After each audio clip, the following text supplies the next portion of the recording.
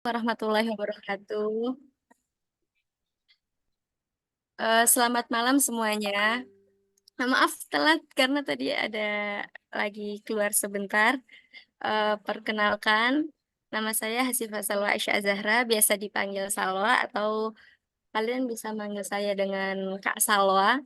eh, Prodinya akuntansi dari Universitas Selamat Sri Batang. Dahulu saya juga pernah merasakan seperti adik-adik semua mengikuti UTBK, UMPTKIN, tetapi karena ada satu dan dua trouble gitu, sempat waktu itu diterima, tapi karena jauh dari eh, rumah gitu kan, sehingga ditolak gitu. Semangat ya adik-adik. Udah siap semua belum nih belajar akhlaknya? Belajar mapel akhlak. Insya Allah siapa Terdengar ya suara saya terdengar tidak? terdengar Kak. Oke, makasih. Ya baik. Maaf. eh Langsung aja ya.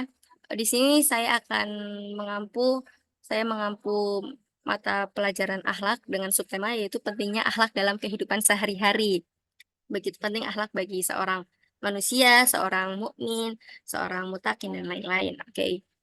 Sebagaimana di sini ada hadis ya bahwa akhlak Rasulullah adalah Al-Quran gitu. Diriwayatkan dari Sa'ad bin Hisham datang ke Madinah dan bertanya kepada Sayyidatina Aisyah, ya Ummul Mukminina, ani ibni ini, Tegurannya an, maksudnya oh tidak terdengar ya Kak, maaf bentar.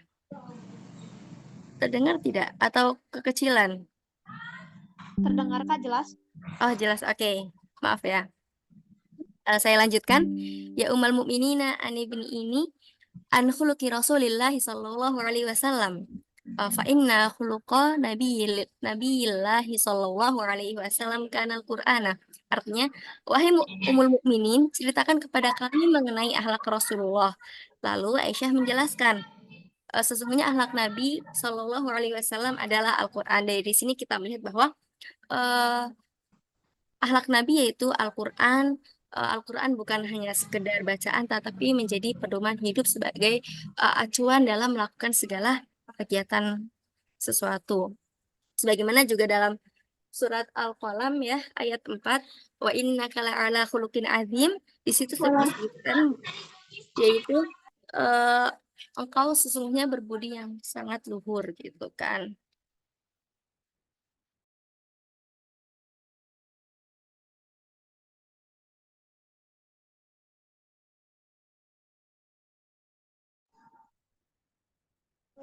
Maaf, ada trouble. Di sini kita bisa melihat struktur ayat dalam So, Al-Quran itu totalnya ada 6.236 ayat yang sebagian besarnya yaitu tentang membahas 94%-nya yaitu tentang akidah dan akhlak, sedangkan 6%-nya sendiri itu tentang syariat. Dari sini kita melihat bahwa akhlak, akidah dan akhlak itu sangat penting gitu kan. Sebagaimana akidah akhlak ini sangat berhubungan, kalaulah akidah sebagai akar, maka akhlak adalah buah. Maksudnya, apabila seseorang mempunyai akidah yang kuat, akidah yang tajam, akidah yang mengakar, maka ya juga pasti akhlaknya akan baik. Oke, langsung ya. Di sini biasa saya ketika mengajar saya akan menerapkan why strong atau alasan terkuat kenapa kita harus melakukan sesuatu. Di sini yaitu why strong memiliki akhlak yang baik. Kenapa sih kita harus memiliki akhlak yang baik gitu kan? Kayak contohnya kenapa sih kita harus makan gitu. Nah, alasannya yaitu sebenarnya ada banyak tetapi saya rangkum menjadi dua. Yang pertama yaitu akhlak mulia sebagai amal luar biasa. Diriwayatkan dari Imam Tabari, bisa kita baca dari Anas bin Malik, berkata, wahai Abu Zar, maukah kamu saya beritahu tentang nah, dua hal yang ringan namun timbangannya lebih berat dari hal lainnya. Ia menjawab, tentu wahai Rasulullah. Rasulullah menjawab, hendaklah kamu berakhlak mulia dan berdiam diri. Demi Allah, tidak ada amal yang lebih bernilai dari keduanya. Dari sini kita melihat bahwa eh, amal yang ringan tetapi berat timbangannya itu salah satunya berakhlak mulia. Sebagaimana juga dalam Al-Quran ya, eh, Quran surat Ar-Rahman ayat 60. Ada yang hafal? Coba, ada yang hafal tidak? Ar-Rahman ayat 60. Ini kalau ada yang hafal, ada door prize lah sedikit-dikit. Coba yang hafal langsung tunjuk tangan ya. Raise hand atau apa? Ada yang hafal tidak di sini? Teman-teman, adik-adik semua. Ada kamu. Ada yang mau Belum jawab? hafal, Kak. Ar-Rahman ayat 60. Bahasa Arabnya saja.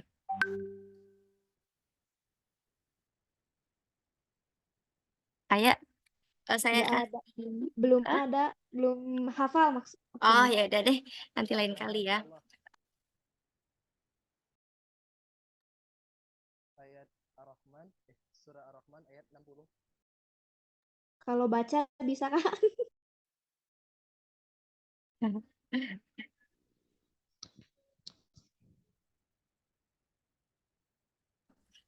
Maaf, maaf. Ar-Rahman ayat 60 saya bacakan. Hal jazaul ihsani illal ihsan. Oh, sudah ada Muhammad Rizky Raisen. Raise hand. Ya, sudah saya bacakan nanti ya. Lain kali mungkin insya Allah pertemuan selanjutnya. Maaf, maaf.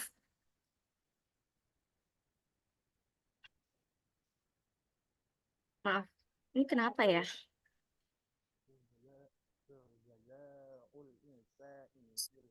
Oke.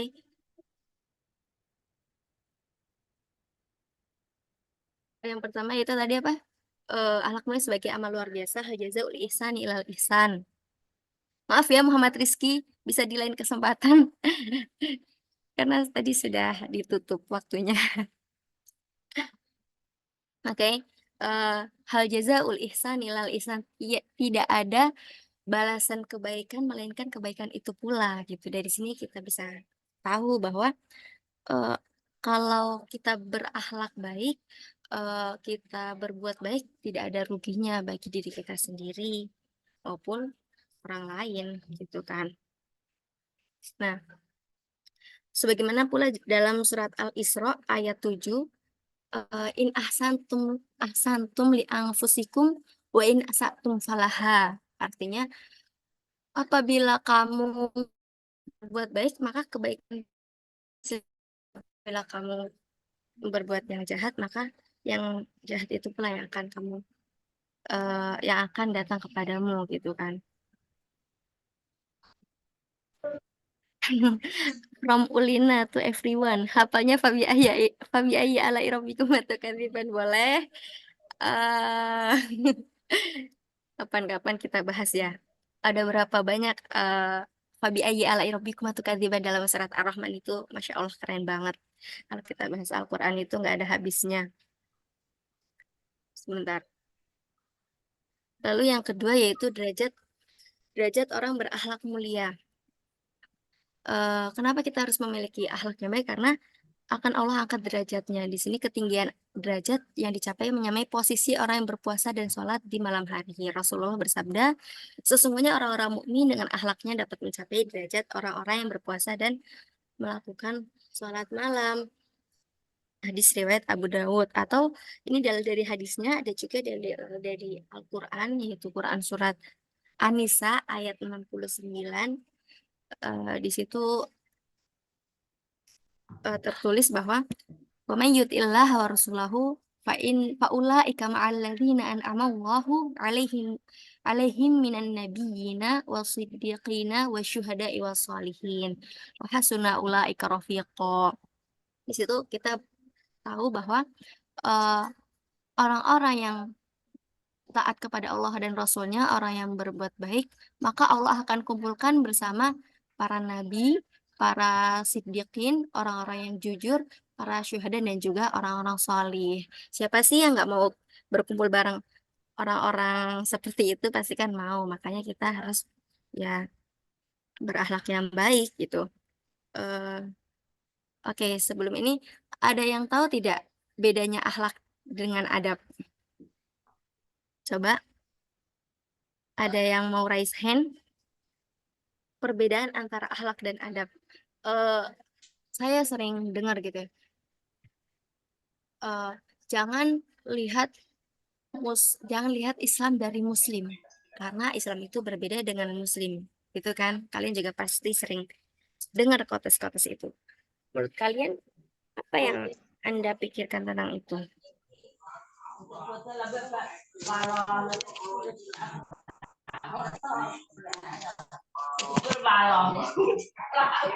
Ada yang mau jawab? Boleh? Apa perbedaan akhlak dan adab?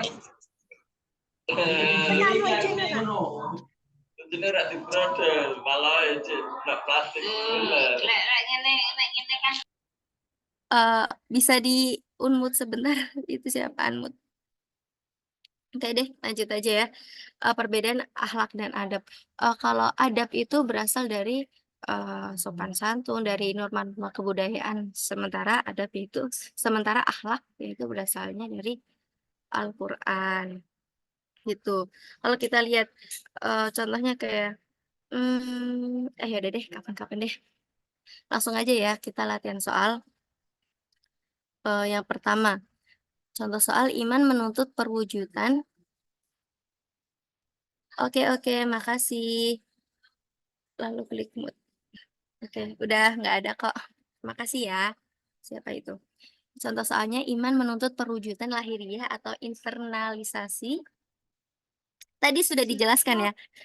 Kak, apa beda akhlak dan adab? Oke, saya terangkan sekali lagi. Kalau adab itu diambil dari norma-norma sosial, dari kebudayaan masyarakat itu sendiri. Sedangkan kalau akhlak itu berasalnya dari Al-Quran, diambil dari Al-Quran. Contohnya kayak eh, orang Jepang gitu. Orang Jepang itu terkenal disiplin, terkenal dengan jujur gitu kan, terkenal dengan malu apabila berbuat maksiat, berbuat korupsi gitu. Karena itu adalah adab gitu. Tapi apakah punya akhlak gitu kan? Sedangkan akhlak itu berasalnya dari Al-Quran gitu.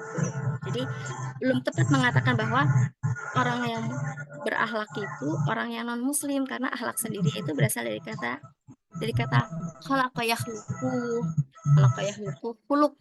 Khuluq itu adalah kumpulan kumpulan dari sikap itu. Nah, bagus itu benar. Rom 244. Oke. Nah, ya bagus, yang pertama jawabannya adalah sikap iman menuntut perwujudan lahiriah atau internalisasi dalam bentuk, jawabannya adalah A. Nanti boleh dicoret sendiri ya. Sebagaimana kita tahu ya, iman itu kan asal iman itu berasal dari kata amana yu'minu imanan gitu. Kalian belajar bahasa Arab kan ya? Nah, atau pengertiannya secara istilah itu iman itu atas diku bil qalbi wal qaulu bil lisan wal amalu bil arkan. Maksudnya apa? Ada 3 komponen. Apabila orang dikatakan beriman itu ada 3 komponen. Yang pertama, mempercayai dalam hati, meyakini dalam hati, mengucapkan dengan lisan. Maaf, itu siapa ya yang bentar-bentar. Nah, maaf. Tadi apa? Meyakini dalam hati, mengucapkan dengan lisan, dan melakukan dengan anggota badan. Baru ketika tiga-tiganya itu dilakukan, maka dia pantas untuk menyandang status mukmin. Kalau misalnya dia cuma meyakini dalam hati, tapi tidak mengucapkan dengan lisan dan tidak ada buktinya dengan tidak melakukan sholat dan lain-lain gitu, ya itu termasuknya yaitu musyrik. Karena seperti orang-orang Arab dahulu kan, ketika ditanya uh, man rabbuka, siapa Tuhanmu, mereka menjawab Allah. Tapi ketika ditanya man ilahuka, siapa ilahmu atau kecintaanmu, kecondonganmu, yang mereka jawab yaitu Lata, Uzzah, Manat, dan 360 berhala itu. Jadi ketika hanya meyakini dalam hati tapi tidak diucapkan dengan lisan dan tidak diamalkan dengan perbuatan, maka musyrik gitu. Dan ada 2 komponen lagi, yaitu ketika hatinya mengingkari atau tidak meyakini, tetapi dia mengucapkan dengan lisan, saya muslim, saya bangga menjadi muslim, saya mendukung gitu. Terus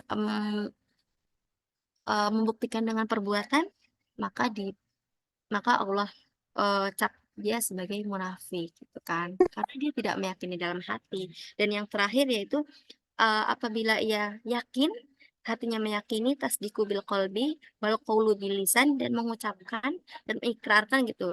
Kalau masuk Islam kan dengan syahadat gitu. Tapi tidak ada tindakannya, tidak ada bukti realnya, maka dia termasuk fasik. Nauzubillah, summa nauzubillah ya. Oke, jadi yang betul yaitu yang A, yaitu internalisasi dalam bentuk sikap. Kalau sifat kurang, ucapan pun kurang, langkah pun eh, tidak. Itu juga sikap. Oke, yang kedua, contoh soalnya Allah selalu menolong hamba-hambanya selama hamba tersebut menolong saudaranya. Diriwayatkan dari Muslim, oleh Muslim dari Abu Hurairah. Berdasarkan bagian hadis tersebut, dapatlah diketahui bahwa menolong orang lain berarti jawabannya yaitu yang D, bagus, menolong dirinya dan um, mengundang pertolongan Allah. Ada nggak dalilnya? Dalilnya yaitu Quran surat Muhammad ayat 7. Ya ayyuhalladzina amanu in tansurullaha yansurkum wa yutsabit aqdamakum. Artinya, wahai orang-orang yang beriman, apabila engkau menolong agama Allah, maka Allah akan menolongmu dan meneguhkan keimananmu. Jadi enak nggak menjadi orang beriman? Orang beriman, kalau kita nolong agama Allah, kita kasih satu, kita berbuat satu, Allah kasih dua. Yang pertama Allah, tolong ya, yang nyala mic-nya tolong di unmute sebentar. Siapa ya? Ya gitu. Jadi apa tadi? Oh ya maaf. Kalau kita menolong agama Allah, Allah akan kasih dua, yaitu yang pertama kita ditolong sama Allah pula, dan yang kedua Allah akan meneguhkan keimanan kita. Jadi siapa dong yang nggak rugi gitu kan? Pasti ya mengenal agama Allah ya sangat beruntung gitu. Salah satunya yaitu dengan mencerminkan kita sebagai mukmin yang baik, gitu, mukmin yang berakhlak mulia, berakhlak baik, saling menolong, memaafkan dan lain-lain gitu ya. Ya kalian sudah tahu sendirilah.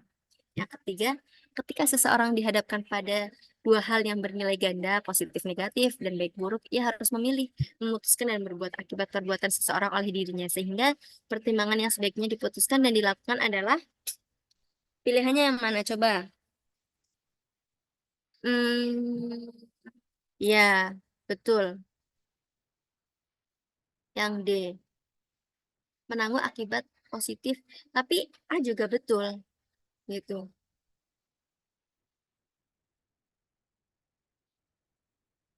Hmm. Yang A ya jawabannya, melakukan amal soleh secara konsisten. Yang A, karena dia konteksnya yaitu eh, pilihan gitu. Jadi jawabannya A, yaitu melakukan amal soleh secara konsisten, gitu kan. Sebagaimana kan dalam hadis eh, pernah ya Rasulullah ditanya, wahai Rasulullah, amal apa yang paling baik? Kata Rasulullah, amal yang sedikit tapi ia konsisten atau terus menerus. Oke, maaf, maaf. Kenapa ya? Nah, lanjut soal yang lain. Manusia mengetahui kebaikan dan keburukan dengan segala risikonya. Kebaikan akan dibalas dengan pahala dan keburukan akan dibalas dengan siksa. Aplikasi keyakinan ini dalam kehidupan sehari-hari adalah yang mana coba jawabannya?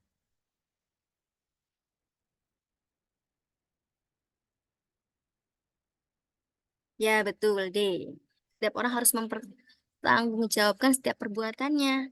Karena kita tahu kalau di Islam, kalau mungkin konsep luar Islam itu ada reinkarnasi atau hidup di dunia itu selamanya sehingga dia di dunia berfoya-foya, menghabiskan, ya pokoknya di dunia ya senang-senang aja gitu karena mereka nggak berpikir ada kehidupan yang lain gitu.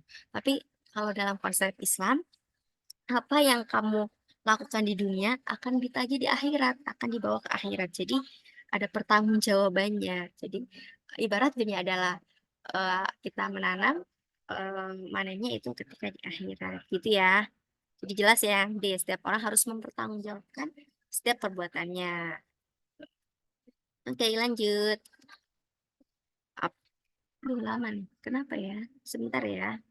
Oke, untuk mengetahui akhlak Nabi Shallallahu Alaihi Wasallam adalah mengetahui pilihannya apa? Ya, betul. Yang B, Raffi. Ya, betul. Siti Salwan Jalillah Rahma juga betul yang B. Makasih ya, Nay. Sudah membantu. Eh, memang akhlak Nabi itu adalah Al-Quran. Tapi kita bisa tahu akhlak Nabi dari mana? Dari Sirah Nabawiyah. Sirah Nabawiyah adalah perjalanan perjuangan hidup dari kelahiran Rasulullah dari tahun gajah sampai al-yaum sampai Rasulullah meninggal. Itu. Kalau tarikh Nabi apa? Kalau tarikh Nabi adalah tarikh. Tarikh itu asal katanya eh syaratnya tarikh ya. Artinya itu waktu atau ketentuan masa. Sedangkan secara istilahnya tarikh adalah ilmu yang mempelajari peristiwa di masa lalu. Jadi sejarah-sejarah Islam itu namanya tarikh. Nah, sedangkan sejarah Rasul, sejarah Nabi itu sendiri itu adalah siroh. Itu siroh Nabawi atau perjalanan hidup kenabian dari kelahiran gitu. Sedangkan hadis arba'in, hadis ya perkataan Rasul, arba'in hadis 40 pokok. Pokoknya ada deh. Nanti di Al-Quran dan hadis mungkin diterangkan ya tentang hadis arba'in. Hadis yaitu ucapan Nabi. Jelas ya? Lanjut. Allah menyukai manusia berbuat baik dan mengajak manusia berbuat buruk. Jika seseorang melakukan kebaikan dan kebaikan itu diikuti oleh orang lain, maka kebaikan itu melahirkan kebaikan yang terus bertambah. Dan begitu pula sebaliknya. Perbuatan yang menunjukkan realisasi dari perintah Allah tersebut adalah betul, membiasakan diri melakukan perbuatan baik. Karena kita dikenal dengan habits kita, kan gitu ya. Oke, lanjut aja ya, karena waktunya juga sudah. Bentar-bentar. Maaf, maaf. Ada yang belum terjelaskan. Oh, ini. eh, saya mau bercerita sedikit tentang bagaimana amal jariah itu bisa bertambah. Gimana ya? Gimana kebaikan itu akan terus mengalir gitu kan. Sebagaimana juga dosa. Ada amal jariah dan juga ada dosa jariah gitu. Itu satu hadis Rasul bersabda, eh, kalaulah kalaulah eh, amalnya amalnya Abu Bakar ditimbang dengan amalnya seluruh kota Mekah, seluruh masyarakat kota Mekah, maka akan lebih berat amalan Abu Bakar. Kenapa? Ternyata karena Abu Bakar sering tabzir. Tabzir itu mungkin dari kata mubazir ya, sering sering tabzir itu kan satu satu kata nah betul Fuad mubazir. Nah, mubazir itu ya membuang-membuang, berfoya-foya gitu kan. Terus bagus. Nah itu tadi. Nah, eh, kalau lah tadi apa sih? Maaf, maaf. Kata Rasul, kalau amalnya Abu Bakar ditimbang dengan amalan seluruh masyarakat kota Mekah, maka akan berat amalan Abu Bakar. Kenapa? Karena ternyata Abu Bakar itu mempunyai amal jarih yang sangat banyak karena Abu Bakar sering berdakwah, sering menyampaikan kebenaran gitu, berbuat baik gitu kan, saudagar kaya raya yang sering bersedekah gitu. Jadi kalau teman-teman berbuat baik itu nggak ada ruginya gitu. Allah tuh nggak bakal nyanyiin usaha teman-teman gitu kan. Sebagaimana kan di Quran surat apa? Ali Imran ayat 110 khair gini.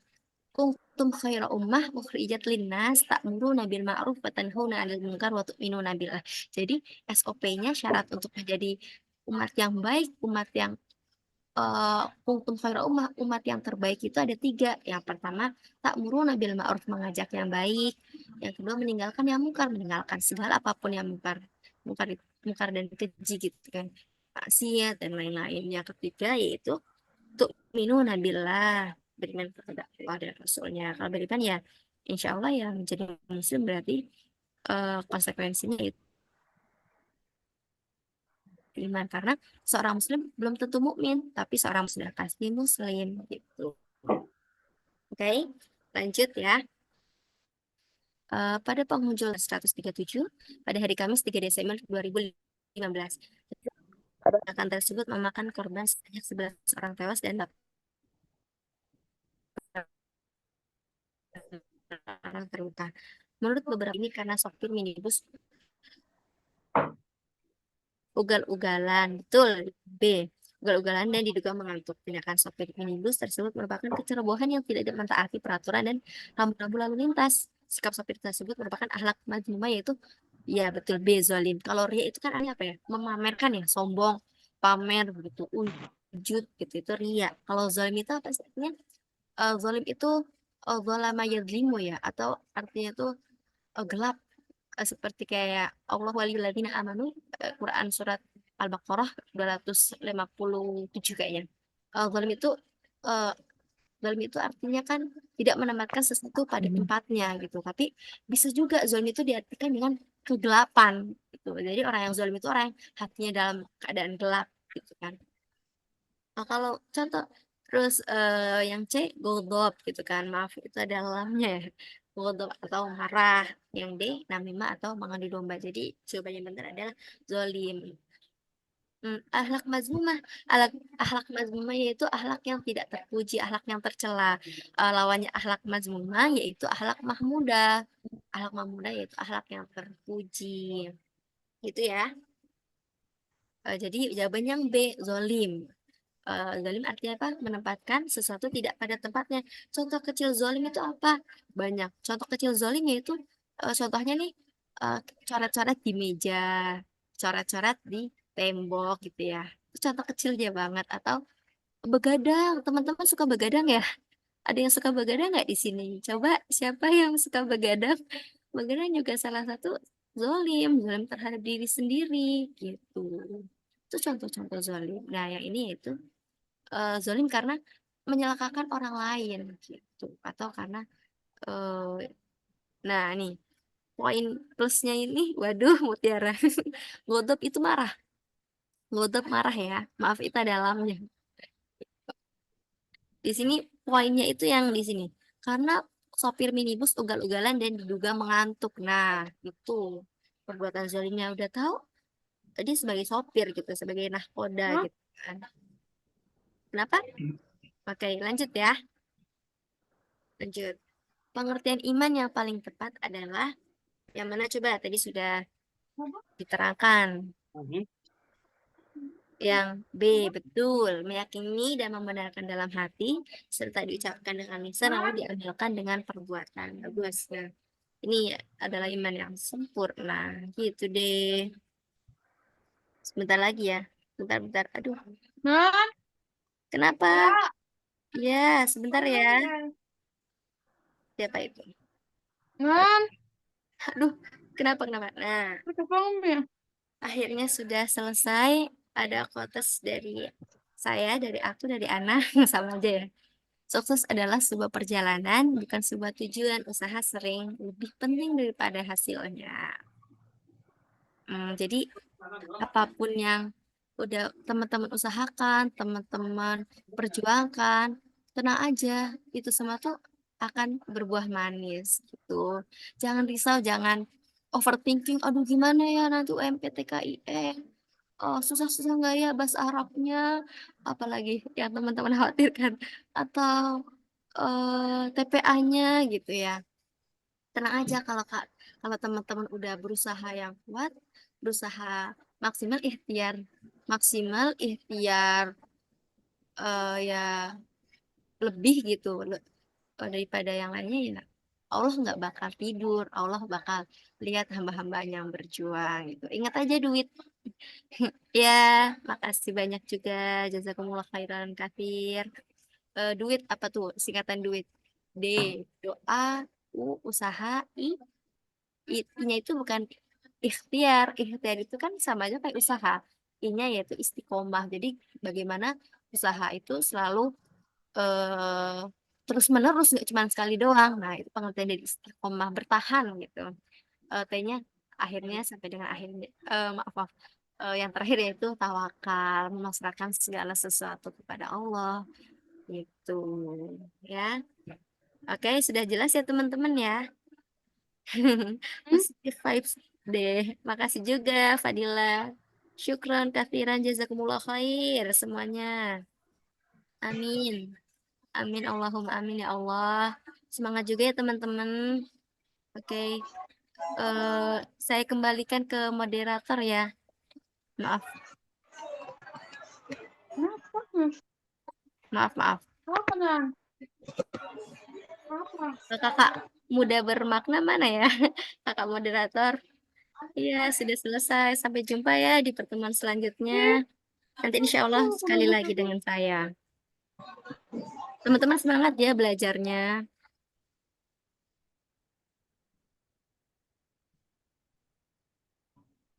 Iya, baik. Selalu saya doakan. Kapan lagi, Kak? Tanggal 20 insya Allah. Insya Allah sih, kalau memang tidak ada halangan. Baik ya, saya tutup ya. Mari kita tutup dengan hamdalah, istighfar 3 kali dan doa kafaratul majelis. Alhamdulillahirrabbilalamin. Astagfirullahaladzim. Astagfirullahaladzim. Astagfirullahaladzim. Subhanakallahumma wa bihamdika asyhadu an la ilaha illa anta astaghfiruka wa atubu ilaik. Saya mohon pamit sebentar. Saya mohon pamit dulu ya karena ada urusan di luar. Syukran. Semangat teman-teman. Jazakumullah khair. Saya kembalikan ke moderator.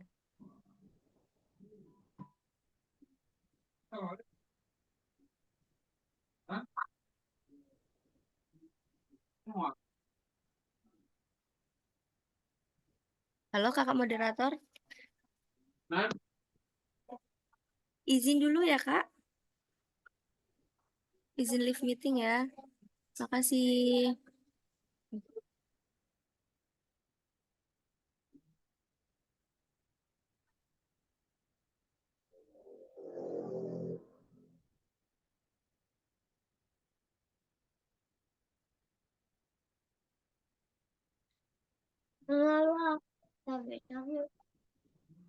Waduh.